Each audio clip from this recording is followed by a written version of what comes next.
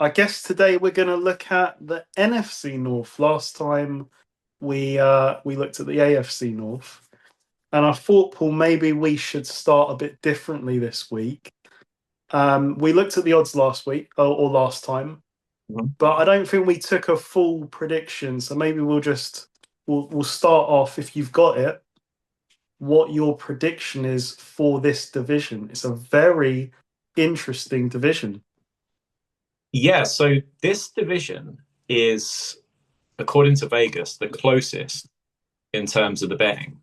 So the Bears are the fourth ranked team betting wise in this division, and they're point plus 425 in American gambling terms. In our gambling terms, that's three and a bit to one to win the division. And the Lions are just a bit over even money to win the division. And I think the Packers are second and then the Vikings third, but that's the spread between even money and 3 to 1. And that's the closest you can get from any of the 8 divisions in the NFL. So, and I tend to agree with them because I think this division, there's just so many questions with it. With all pretty much, okay, possibly the Packers, you could say it's almost as you were. Yep. But the other three, so the coordinators have left town in Detroit. How much was it the coordinators? We're soon going to find out. Is the rah-rah of Dan Campbell, bite your kneecaps, Dan Campbell, is that gonna see them through? But this team won, I think it was 15 games last season, 15 regular season games, which is ridiculous. So, but With yeah, the injuries, with the injuries. right. So, yeah, thanks for that. You led me into that. So they had the highest amount of injuries. Well, they had the highest number of defensive starters taking over 100 snaps in the NFL. And you saw at the end of the year, like the Commanders and Jaden Daniels came into town and put up a lot of points, and it just wasn't enough in one of Goff's bad games. They tried to come back, but Damage was done. yeah. So that's Detroit, really. They've got the defensive starters coming back, as you said, but they're losing the coordinators. So where do we stand with that? 115 games. How much do you think they're going to come a little bit back down to earth? And the Lions also have a brutal schedule, absolutely brutal. Like I think this division they match up against the AFC North and the NFC East. So AFC North's going to be tough, and the NFC East probably you would think two good teams. Don't really know what Dallas is going to be, and the Giants are going to be the Giants. So yeah, it's a tough schedule, and obviously first place schedule for the Lions. Then the Vikings, they've upgraded their roster. However, they have possibly downgraded their quarterback position. But have they downgraded their quarterback position? Because, That's the question. yeah, because they've got O'Connell in town who turned Sam Darnold into a player, turned Sam Darnold into a Pro Bowl level quarterback. And now they've got JJ McCarthy, who on at least not on film because there wasn't a lot of film from Michigan because he wasn't asked to do a lot, but the skill set that he seems to have would fit with Kevin O'Connell. He's mobile. He's kind of a timing. Play action. Yeah, they've got a really good O line. They've got a running game. They've upgraded their O line. They've upgraded their D line. Got a stacked roster. They've got O'Connell and they've got Flores. But on the theme that I led this off with, so that's the question with Detroit, and then with the Vikings, it would be what kind of quarterback player they're going to get. And then the Packers, it would be, who is Jordan Love? Can he string together consistent performances enough to continue this tradition of Green Bay quarterbacks? But Jordan Love, this is only his third year as a starter, which shocked me because you think he's been around for quite a while.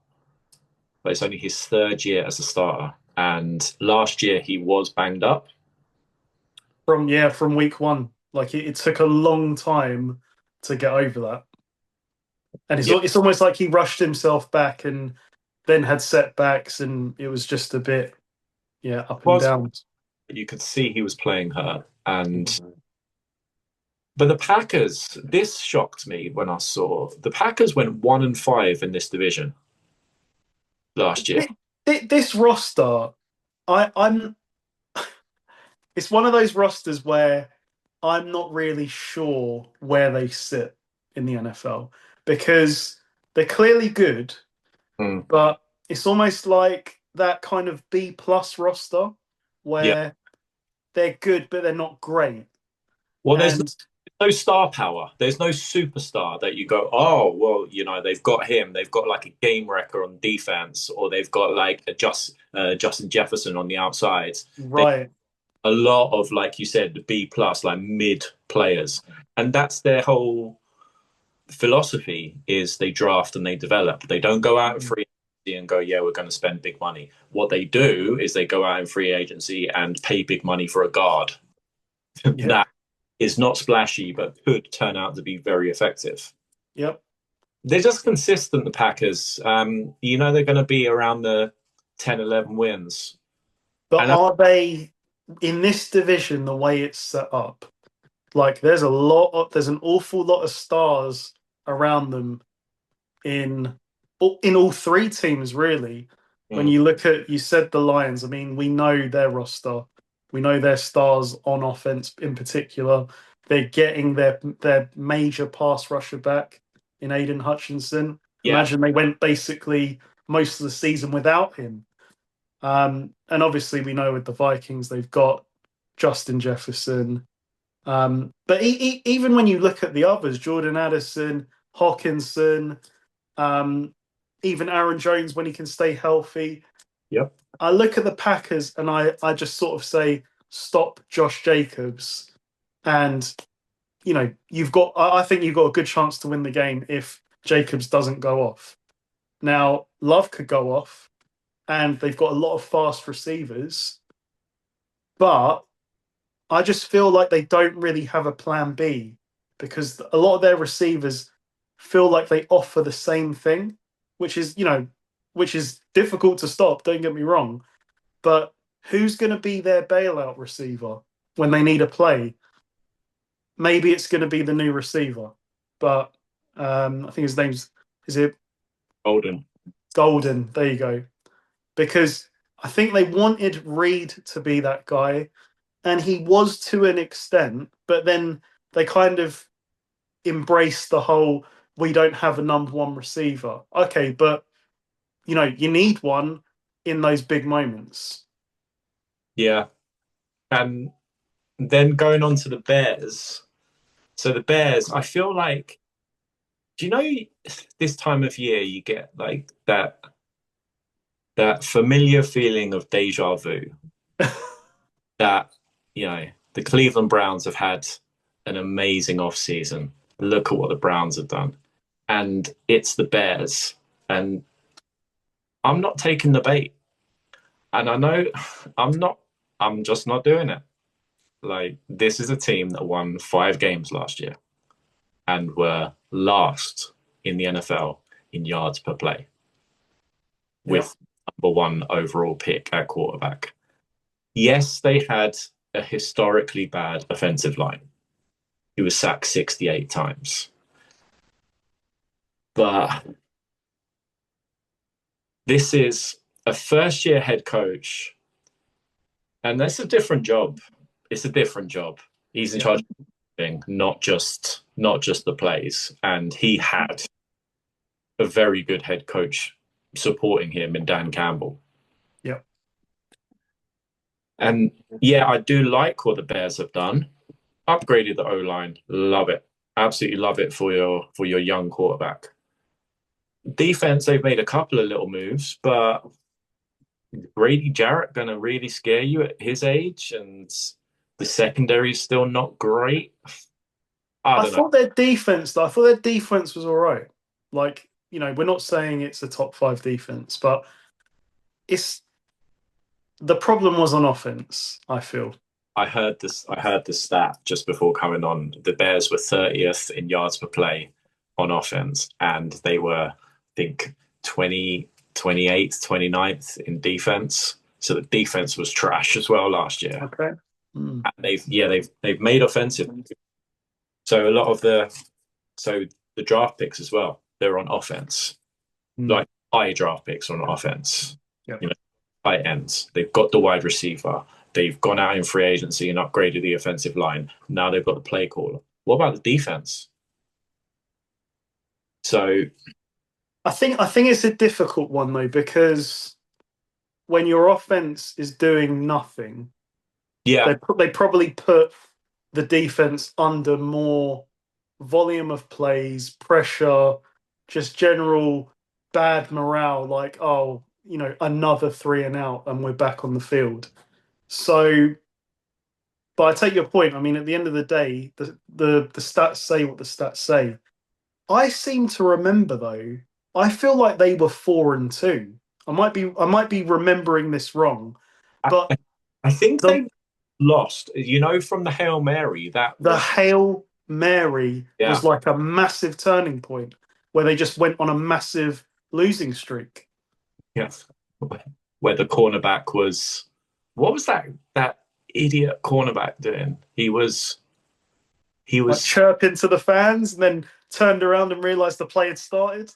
Yeah, I think he was wishing the Commanders fans like a good night, and then oh no, yeah, he had to like run back into the field to cover, and it was him. I think he got the flip up yeah. into the Commander, who was just stood, couldn't believe it out the back of the end zone. Just thanks. Yeah, I'm not taking the bait with the Bears. Like, I feel like we've been here before with the Bears. Yeah, they won the offseason. Okay, right. Show me the playoff wins. Show me the division titles. This is a team that goes under all the time. And now I think like the Bears win total is 8.5. I take the under. They could have a good 9 and you still cash it out. Go under. They're in the NFC North. They played these 3 teams. I don't know. I'm just not. This guy hasn't been a head coach yet. I just think that's the tricky thing, because I must admit I've taken the bait a bit on the Bears, because more so though because I actually like a lot of when I've rewatched Caleb Williams from last year. A lot of the time when he had a clean pocket, he's making laser throws. Like he's this, I think, is a special talent. But there was too much. Like the offense is very simple, right? Forget about the protection issues. The offense was it Shane Waldron? Very simple. So at the very least, I'm expecting Ben Johnson to change that. Whether or not he can be a great head coach, I think that is a fair question. But you'd like to think with his offensive creativity that, there's going to be an improvement, markedly improved on offense. I think they'll be better, but I don't think that it's enough to make the playoffs or to win this division. This is not the AFC South. This is the NFC North. This is a real division with real teams, real players, real players. Like you don't. It's a lot to ask in year one. Yeah, you just don't. You don't win. You don't win the division, a playoff game in March, and so wait and see with the Bears for me. I think they'll improve, but I think it's a lot to say that they're going to win this division. Yeah. So come on, give me your prediction for from 1 to 4, and it's very difficult. This Very is difficult. well, the easy one for me is that the Bears will be 4. The Bears will be in the basement of this division. I think they'll win 7 games, and that's no disgrace. That is improvement, and possibly next year they could really challenge. And this afternoon I've been going back and forth. All 3 teams I could say yeah because of that, yeah because of that, and yeah because of that, and I've heard so-called experts each picking these 3 teams to win this division.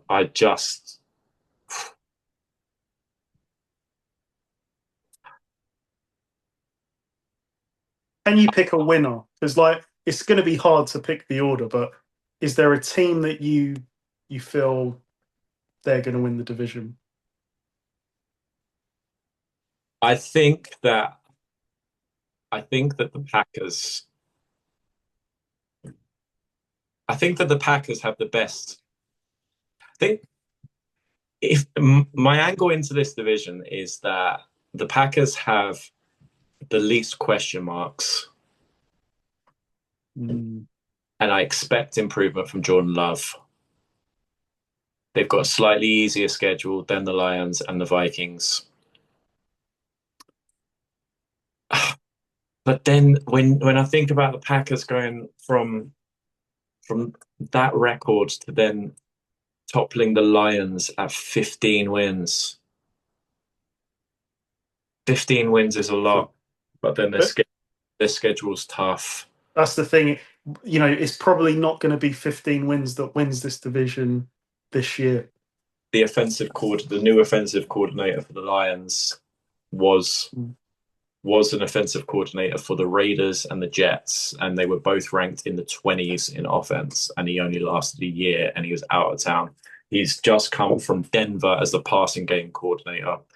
I don't think Denver had a explosive passing. Well, they weren't prolific on passing offense. I don't know how, but Johnny Morton used to play receiver for the Lions, so they've got that connection. He's an ex-player, possibly helped him to get this gig. I think it also depends on how different does he plan to run the offense. Like, are they gonna do a lot of the same things that they were doing, or is it like a culture change? Because it can go either way. I mean, you've seen like with the 49ers on defense, they tried to go in a different direction with Steve Wilks, and it was terrible. Yeah. So these players know they've been in the Ben Johnson scheme. You know, they know what they're good at. Yeah. Does that continue? What do you honestly? Because I can't. When I said Packers, then I couldn't believe the words came out of my mouth, and then I'm like, nah, that's crazy. But I could go one of 3 ways. So I think for me, I think I'm more of a this is a 2-horse race. Okay. Because But the Packers Bears, right? Because I mean, I personally think that Jordan Love is the best quarterback in this division, but I don't think the Packers have the best roster in this division. Nice. So that's the conundrum. Like, how much will Love make up for the deficiencies that the Packers have against the other teams? And I think I still think it's going to be Lions or Vikings. And as you said, there's so many question marks about both of these teams. 2 new coordinators for the Lions, new quarterback for the Vikings. But the Kevin O'Connell scheme is quarterback friendly. Yep. I mean, he's proven it to be as plug and play as you can be with, some very lackluster quarterbacks at times. Josh Dobbs. Yeah, that experience. So JJ McCarthy, while he wasn't asked to do, he was asked to do less than the average at Michigan. I mean, some days they were running the ball 40 times and or something ridiculous like 15 times in a row. But he's still got that experience of playing in big games, right? He went to the national championship. So having that experience, I think, is important in the NFL. This is tricky. Because if the Lions are fully healthy and they're not going to go away from their current identity, I think that I'm probably going to lean with the Lions, which I don't think I was saying this like last week, honestly. But I just look at their roster and I still think this is a stacked offense. They've still got that big, bad offensive line. They still got LaPorta. They still got Amon-Ra St. Brown, Jameson Williams, the two-headed monster at running back. I mean, I honestly love Jahmyr Gibbs. Like, for me, he's easily top 5 now. And Goff is good. Goff is good. He's not great, but he's good. So, yeah, you know what? I'm going to pick the Lions to win this division. I can see it being super close, though. And I do think the Bears will make some noise. But in this division, it's a lot to ask to go from 4th to 1st. So I say Lions first, Vikings second, Packers third, Bears 4. But I don't think the Bears will be a 5-12 team. No, they won't be a 5-12 team. Just think, my prediction for this division would be that it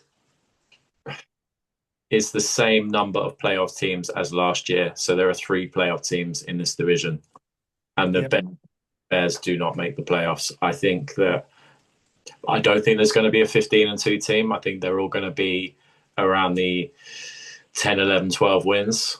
But just around the NFC, I was just thinking over the divisions in my head, and there's question marks in the NFC West. I think the Rams are the favorite in the NFC West, but there's question marks over if a wild card's going to come out of that division. The NFC East, the Commanders, the Eagles, and I don't expect much from the Cowboys or the Giants.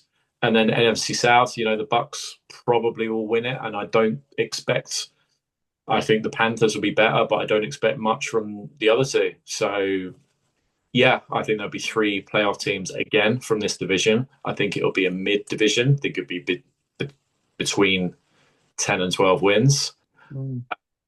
Make your pick. You could. I don't like this pick.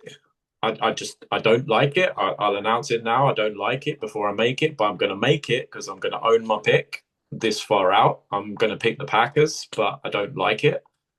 I'm just going with Jordan Love improving. JJ McCarthy, I don't know. Detroit with 2 new offensive coordinators, we don't know.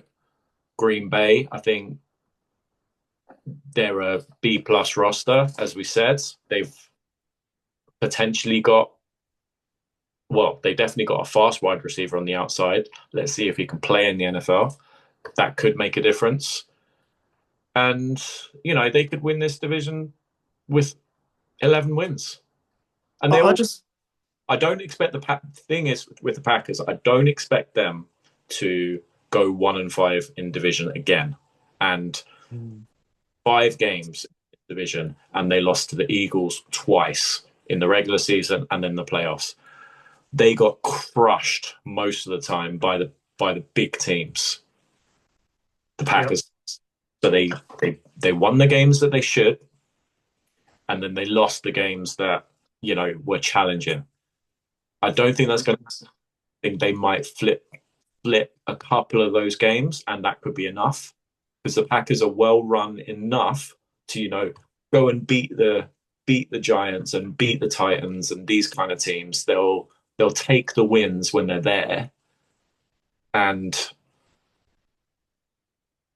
yeah, call me like safe, but I'm going with the team that give me the fewest questions going into this, but I don't love it.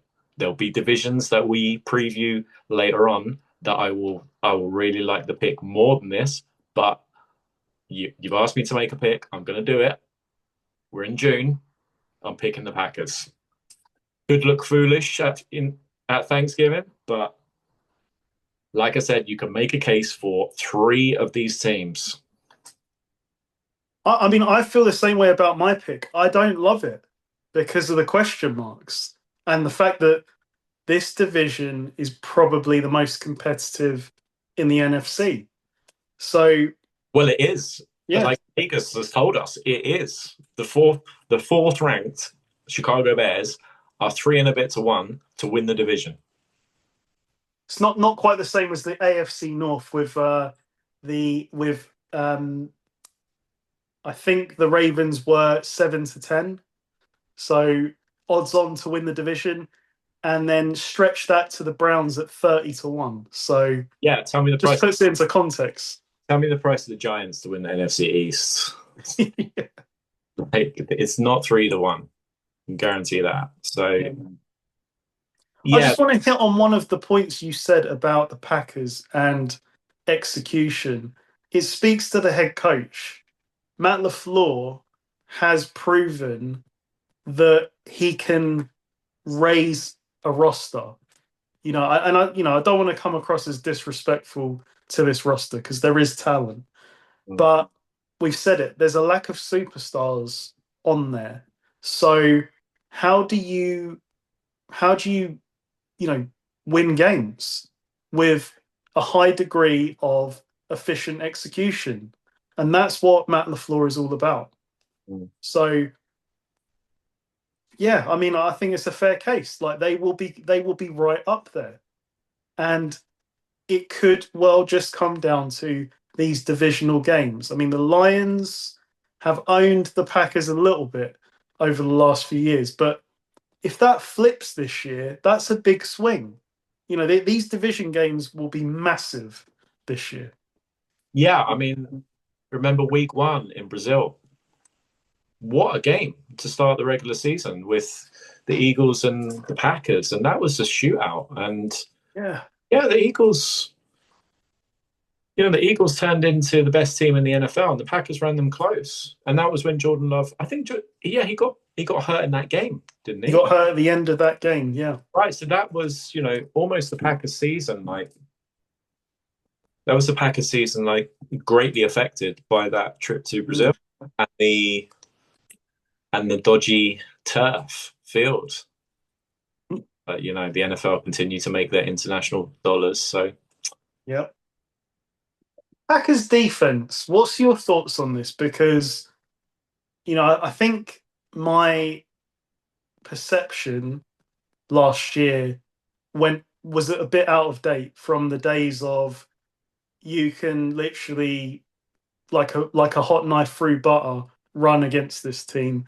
I think they've improved. They have improved from where they were 3 or 4 years ago, because I mean, you could really just ram it down their throat back in the day. Yeah, so I've heard Packers fans talk. Well, not talk. They were very upset a couple of years ago with the old DC, Joe Barry. He was not well regarded at all. He was out of town last year, and they brought in a new DC. And the Packers last year were in the top 10 in yards per play allowed. They were plus 12 in turnovers, which is, again, top 5 in the NFL. So, and that's with Jordan Love playing quarterback. And, I don't have the stats in front of me of Jordan Love picks, but you just think, when I think Jordan Love, I think I like him, but he occasionally throws the odd pick. You kind of throws it up, tries to, you know, he's aggressive. He's a Green Bay quarterback like Brett Favre and Aaron Rodgers. He believes in his arm talent enough to fit into that window and that. Yeah, You know I've been very high on Jordan Love, but even I can admit in the first half of last season, he had a few Will Levis like moments. I remember one against the Rams in like near his own end zone, and he had one in the home game against the Lions where the game was like being dominated by the Lions, but the score didn't reflect it, and he kind of threw a dumb pick that kind of ended the game. wasn't that going into the half or Going into the half. yeah, and that was I remember. Yeah, that was a killer. That pick. Mm. I remember that pick. Yeah, yeah, he does have those kind of what the hell are you doing moments. Uh, It's funny because like then you look at it's almost like both years. The second half of the season, he looked pretty good. and that's it. Like even I said that the Packers give me the least questions, but there is a big question with Jordan Love. Like, can you actually string it together? Because when you're hot, you're damn hot. Like he can play with anybody. He really can. And if he's on his game, like the Packers could like really challenge. He scared the life out of me in the NFC divisional 2 years ago. They should have beaten the 49ers. I don't know what happened at the end really. Like we just willed our way through, but he scared the life out of me. The throws that he made in that game, but ironically it ended with kind of a dumb decision. So to your point, can he put it all together? And Because it's not the same as the Lions. It's not the same as Jared Goff. You yeah, can't really afford those mistakes. Jared Goff threw, I think, was it 3 picks against the Texans? They still hung around and won the game. That won't happen in Green Bay. no, and with it being Green Bay, I think Matt LaFleur doesn't. You mentioned him. I don't think he gets the credit that he deserves. Yeah. Because, like I said, this is a team that win the games that they should, and that again, that's coaching. That's not letting the team get complacent. And they won games with Malik Willis last year. Malik Willis was 3-0.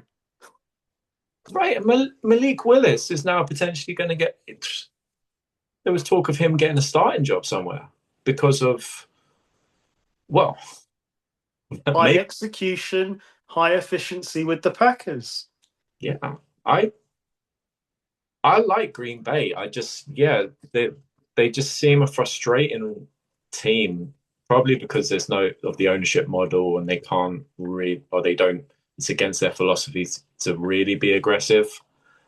Just a couple of stars. You just feel like that marquee pass rusher, that bailout receiver. I would probably feel differently about them, honestly. Yeah, there is not a glaring weakness, but there is a slight potential problem at corner, Mm. and they lost Jair. Well, they let him walk. Like I think they were quite happy with that, to be honest. It sounds like he had some issues there, but last year they didn't have him. He barely played last year, and they were like I said they were top 10 defense in the NFL last year, and they've added Nate Hobbs, who's solid, not spectacular, but he's an NFL starter. And the Packers always draft well, and they go kind of sneaky because they don't go out and make big moves. They just Mm. draft players and develop them, and then suddenly you look at the Packers, you're like, damn, they got a good team again. Like this team, they don't make dumb moves. No, they're, And they're they're built for regular season success for sure. It's just when we get into playoff games against the better teams, that's where it's hard for them to win those. Like they have to execute perfectly, basically, and that's very hard to do in playoff setting. I think they could go. I think they could. Thinking it, they could go toe to toe with the Lions, and Yeah. the in a one-off game. Just if it's a shootout, they can go toe to toe with you. Like if Jordan Love's on it, it's just how many mistakes is he going to have? But Bear in mind that the game against the Eagles was pretty close, I think, it was. and they started the game by fumbling the return. So Yeah, yeah. Yeah, I don't know. The Packers give me the fewest questions, so I'm going to go with that. They just interest me. If Jordan Love interests me, I want him. I want him to be a superstar. I just hope that he can actually put something because, yeah, like you said, he played really, really well against the Niners in that game, and he kicked the shit out of the Cowboys in that game. Like that game was a lot of fun to watch. But he needs to win two or three. You need to win more than one playoff game in a season to ultimately win the Super Bowl. So can he do that? I think them and the other two teams. The Vikings are stacked. Their roster is loaded with players. Like everywhere you look, the Vikings have players. if he stays healthy, you will not hear me say you'll not hear me say a bad word about my friend the Gravedigger, Javon Hargrave. If Yeah, he is healthy, that's a big ad for them. It is a question mark because he was injured basically all of last year. But I was very sad to see him go. So if he's healthy, that's a big ad for them. yeah. So they added him and Jonathan Allen from the Commanders on the D line as well. So Mm. two, shall we say, experienced NFL starters getting Yep. up. But if they've still got it, and we're going to find out, they could cause havoc. And that defensive line wasn't great last year, but with Flores just he seems to have the right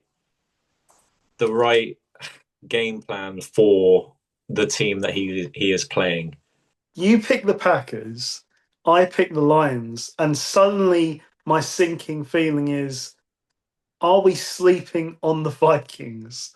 No, Because you were we've making great points about Flores, lifting, a fairly substandard defense. I mean, one player that really just screamed out to me last year from the get-go was the screen destroyer that was Andrew Van Ginkel. I yeah. mean, he was basically don't throw a screen against the Vikings because the guy is looking for it on every play, it feels like. Yeah, the Vikings. Like I said, the Vikings have. That's the thing. This division, you could say that the Vikings and the Lions could be in the top 5 in the NFL in rosters in terms of personnel, but who's playing quarterback and who's calling the play? Right. So give me the slow and steady Green Bay Packers, and Jordan Love could, in my top 10 quarterback list, like Jordan Love is. He was at 7. You had him higher than me. Yeah, I've called him. He's in the tier. He could be anything because he's shown in flashes and in moments that he can be. He can play with Mahomes. He can play with Josh Allen in those moments. Like imagine him in a Super Bowl against Mahomes or against Josh Allen or against Lamar. He wouldn't be like, we know which way this game's going to go. He could go toe to toe, but it's doing it consistently. But with the Vikings, it's JJ McCarthy didn't play, wasn't asked to do a lot with Michigan, and you He don't. now missed a year as well. Yeah, I So look at JJ McCarthy and go, wow, well, like the talent kind of screams off the screen of what he did. Yeah, he was good, but you don't think I don't think that I think there might be a slight downturn from Sam Darnold. And Sam Darnold was playing at his best ever. And there was talk of Sam Darnold MVP like halfway through the year. Obviously we saw the way it ended, but That's the thing with Darnold. He played amazingly well until he didn't. So yeah. you know, It's like he got the tap on the shoulder and he got reminded of like, no, you're supposed to do this, Sam. No, and he kind of felt the moment of where he was and what he was achieving, and the season fell apart. That's the thing for McCarthy, though. I mean, he doesn't have to be as good as Darnold was last year, let's say. And the way O'Connell's scheme works, like, it just amazes me how often he gets Jefferson so wide open. So a lot of the time, JJ McCarthy is going to be asked to, you see that over there? That's Justin Jefferson. He's wide open. Throw it to him. So I think there's going to be a nice bedding in process for him, possibly. But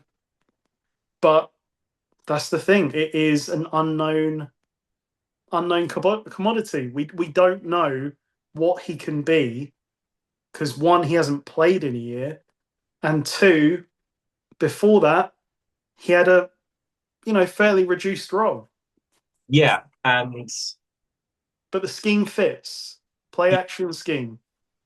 I mean, O'Connell couldn't take Kirk Cousins all the way, and Kirk Cousins is, he has some big weaknesses, but he's really accurate and he can throw. And I think it would be a lot to say that McCarthy would be on a level with Sam Darnold and Kirk Cousins from the get-go. Yeah. In year one as a starter. So the best quarterback in this division is Jordan Love in moments, but consistently, can he? So that's my thinking with it. And potentially the best quarterback in this division, as you said, as you've hit in your top 10 quarterback list, is Caleb Williams. And that's a huge, huge question mark with this division. Caleb Williams, he was slam dunk #1 overall pick, Peyton Manning and Andrew Luck and that kind of talk coming out. And welcome to Chicago. No offensive. No offensive.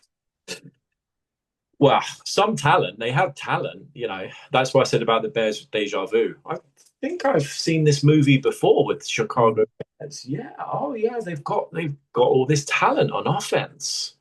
But this could be different because now they've improved their offensive line and potentially their play calling. Not just having talent. Now they've got, at least projected, talent at skill positions, an offensive line, and a play caller. But you have to see it. And just one other thing to add on the Bears, defensive coordinator is Dennis Allen. He was a terrible head coach, but he's a very good defensive coordinator.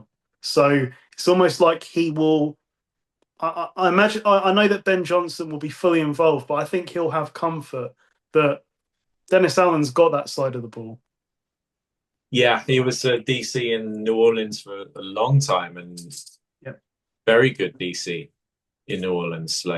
But yeah, wait and see with the Bears. I think for some problems. I think they'll be in some games. I think they'll take some wins in this division, but I think it's a lot to go from 5 wins for Chicago to then challenge in this division. Yeah, in this division, it's a lot. If this was NFC South, I'd probably be thinking they've got a shot. They've got at least a shot. But we get the thing is that if you hear people take the Bears to win the division, they're guessing. if you hear. And in this division, I don't think anyone can have a really, really strong opinion on No. division. And just because of the betting, you're not going to get rich on betting on the winner of this division. So This yeah, is one to avoid, everyone. Avoid betting on the winner of this division. yeah, Because three teams. The Vikings, the Lions, and the Packers all make the playoffs again. That happened. I don't see any reason why that won't happen again this year. The rest of the NFC does still have questions. It's got better, the NFC. It's not as weak as what it used to be. Well, it's not weak, that's unfair, but when you stack it against the AFC and the quarterbacks, it's still lesser, but I think, yeah, if I'm thinking NFC wildcard teams, I can easily see two wildcards in this division. Yep. And then possibly the Commanders, or don't want to go too rogue. NFC West, but It's hard to see if two slots are going to be taken by the NFC North. yeah, and the Commanders stay on the path they're on. I agree. You're talking one winner from the South and one winner from the West. yeah, But I think, just going back to NFC North, the Bears did not. So the Bears improved in a lot of areas. Let's say improved. We don't know. They've taken shots at a number of different positions. But the one that's glaring to me is the fact that they haven't really focused on running back. And yes, Ben Johnson, very creative. But a lot of the success with the Lions was the fact that they had this two-headed monster at running back that crippled you. You had to commit to stopping that. And that's what opened up a lot of the play action. In Chicago, they have DeAndre Swift, who is capable, but he's not Jahmyr Gibbs. no, And who is going to be their big Dave Montgomery? That is a bit of a concern, I think, for this to all come together. yeah, But as I said in my rankings, this isn't Jared Goff. Like, to me, I think that Caleb, like, if Ben Johnson can truly unlock Caleb's full potential, he has a lot to offer. Like, his running ability, we've seen that it's there. Like, he's got the tools. It's just who can put it together. That's a big question. yeah. I'm taking a shot in this division with the Packers.